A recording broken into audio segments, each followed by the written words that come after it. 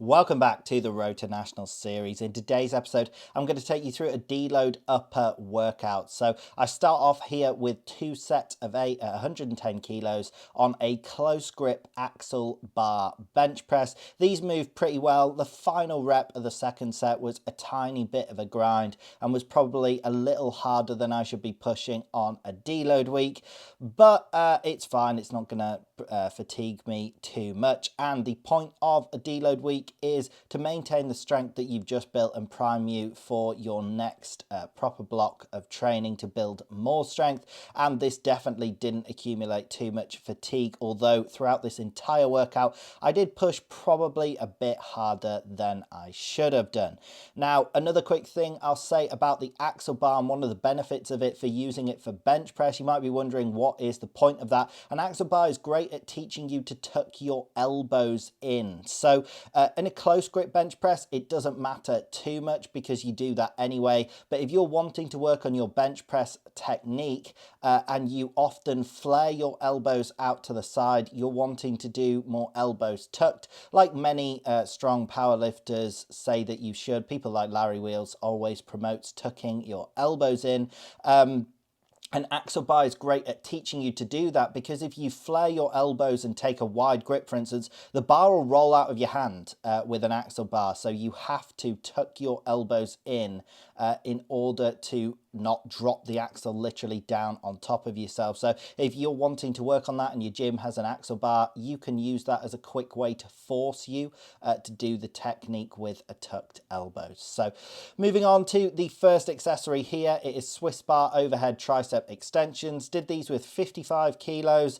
They moved pretty well. Now I'm sort of rocking back for the extension, but that is because it is still a challenging weight and it doesn't really matter as long as the triceps are feeling it. That is my policy when it comes to all accessories. Like, people often over obsess with form and trying to do things perfectly. If the muscle is screaming and is feeling it, whatever muscle you're trying to target, so on those on those Swiss bar overhead tricep extensions, I was feeling my triceps so much, it doesn't really matter that I was slightly leaning back for the lockout portion. So yeah, when you're doing accessories or if you're doing more bodybuilding work, it doesn't really matter about having like perfect form. I think the form police have gone a bit too far in terms of trying to make everything almost look overly controlled, and it comes at the cost of actually training intensely. And if your muscle is like screaming and is being targeted, just keep doing whatever you're doing, as long as you're not getting injured, obviously.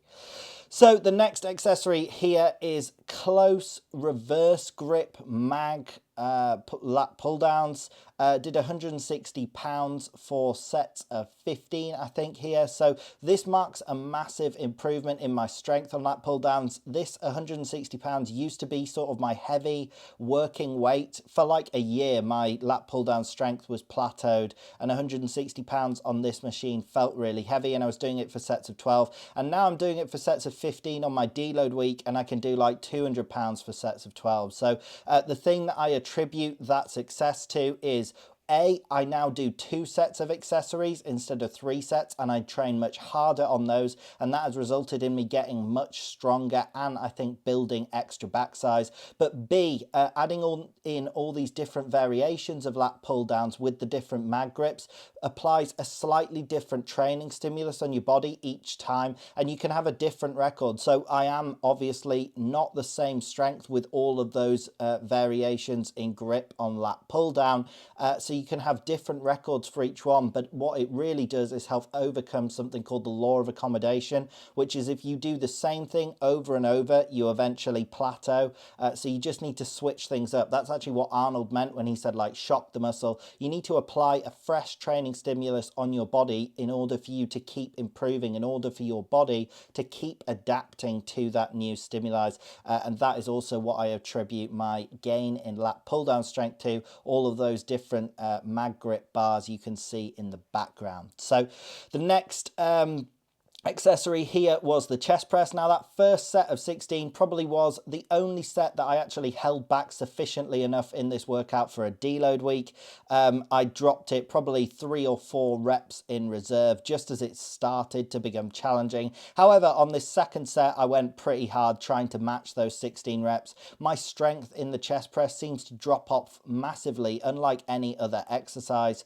I think it just targets my chest so well, and the work capacity of my chest probably isn't up to the standard of other muscle groups, because normally if I'd gone like all out in the first set, I think I could have got 20 reps, and then the second set I'd literally only be able to get like 10. So if you do have a muscle group that does that, it can just be different depending on the muscle group. Normally more compound lifts, your strength doesn't drop off as much, even though the chest press is a compound lift and my strength does just naturally drop off more. I think that is because of the poor work capacity of my chest, and because I'd done like loads of pressing earlier on. That probably also makes my strength drop off faster because the pressing muscles are already fatigued. So moving on to my second to last accessory here, it was hammer curls. So I did go fairly heavy on these and did sets of 14 or 7 per arm, which is a bit of a heavier rep range than I normally would have done. But this is because a few weeks ago, or at the end of last week,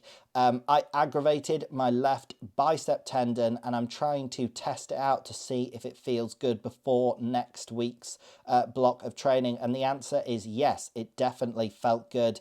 These hammer curls felt easy, so I'm pretty much all back to normal. I do think it was just a small temporary strain where I'd like flared up my bicep tendon on the left arm, but I used these hammer curls on this deload week to prove that everything was feeling fine, and it is. So green lights for next week, back to normal training after the deload. So to end this session off, I did rear delt flies. So I've been doing a load of side laterals, and I've been meaning to do more rear delt flies. The rear delt is often vastly neglected. My rear delts actually aren't too underdeveloped, and I attribute that also to lat pull downs, using all of those different mag grips. Sometimes when I'm doing lat pull downs, it's actually my rear delts that are really sore afterwards over my lats, and that's because they're such a small muscle and they're pretty weak that if you do ever target them, they burn like crazy. Doing these was great, and when you're doing rear delt flies like this, what you should be focusing on is actually pushing the front of your delts forward. It's almost the opposite of what you do in every other scenario. So if you want to target your chest in a chest press, you pin your shoulders back and retract your scapula to try and puff out your chest and make the chest do the work.